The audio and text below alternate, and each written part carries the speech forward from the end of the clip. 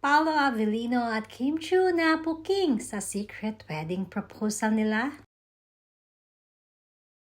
Maigay na pinag-uusapan ngayon ang parating na movie na Kim Chiu at Paolo Avellino.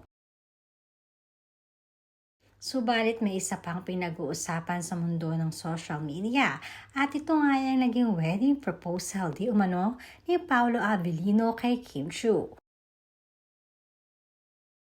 Patatanda ang ilang buwan nang nakakaraan ang mabalitaang meron ngang namumuong relasyon kay Kim at kay Paolo.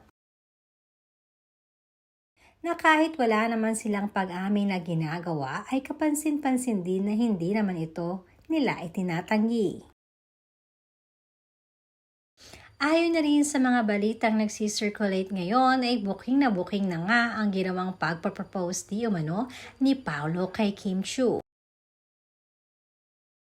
Pinag-ugnay-ugnay nga ng mga netizens ang mga naging kaganapan kay Kim Chiu at Paolo Avellino nitong mga nakaraang buwan.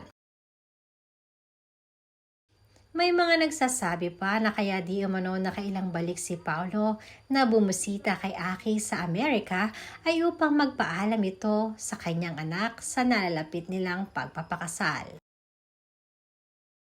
Ganun pa man, na kahit wala pang pag-amin na nagaganap kina Paolo at kay Kim ay madami pa rin ang nagsasabing mukhang legit at mukhang totoo ito.